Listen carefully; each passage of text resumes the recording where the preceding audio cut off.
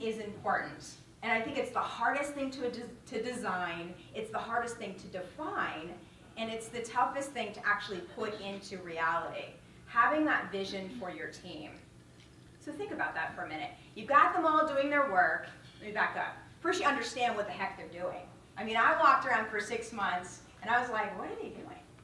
Do you ever do that? You're in a staff meeting, or you're talking with a group of individuals, and you walk away, and you're like, they said something, and you're thinking, why are they working on that?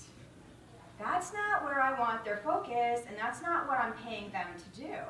That's not, and you got that clue. And so it took months to figure out what are they doing on their desks. And it's also helpful to kind of stroll by and kind of, supervise, if you will.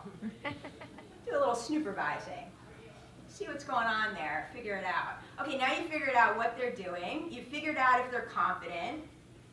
Hopefully, you've fired somebody that need to be fired, because trust me, they don't want to be there either. You've developed somebody that said they didn't get training. You've got all that piece together. Now what? Well, what's your vision? And I think this is where a lot of leaders stop. It's good enough, right? It's good enough. They're all showing up. They're all doing what they need to do. It's enough. I just want to go home at 5 o'clock. But to have a vision, it breathes life into that team. It gives it purpose. It gives it strength. And you know what? If you don't have the vision, you could actually ask them. I mean, you don't have to come up with everything as the leader all the time. You can actually say to them in a staff meeting, what do you think? Where do you think we should go? We've got all these accomplishments done in 1 year. Where do you think the next step is? They'll tell you. They have answers. The vision is critical to leadership. Where are you going? What are you doing? Why are you doing what you're doing? You want to have expectations as a leader. I think sometimes as women that's difficult for us. We can get a little flimsy. We can get a little bit, because we don't feel like putting down the kibosh, or we have that one person that has our heartstrings, or whatever it is. And so all of a sudden the expectations and the rules don't apply to this person, but they apply to somebody else. Consistency in the expectations is critical, particularly as a female leader.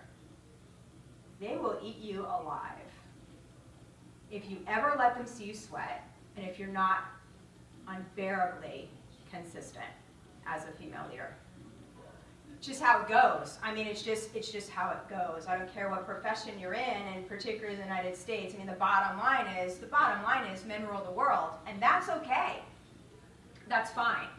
But we should know our place here as well. And part of some of the backlash or the negative feedback women get as leaders is they're not consistent or they're emotional. In fact, I had a woman on LinkedIn actually write something to that effect. She said, boy, I really like your post, Elizabeth. Very helpful today. I work in a male environment. They're extremely negative. They're kind of sexist. This was really helpful. I sat a long time before I typed this, and I said, what can you do to show up differently in that environment? Maybe that would change their perception. I think that's worth thinking about. Instead of us going out there and trying to change everything, how can we show up different to make them rethink what a woman is in leadership? To make them rethink what is a woman in power? To make them rethink what is that definition? It's up to us to show up differently. This is not 1970. We're not going to go out and burn our bras. This is different. This movement is different. This is different. But I will tell you what, we will not get there if we're not promoting each other, supporting each other.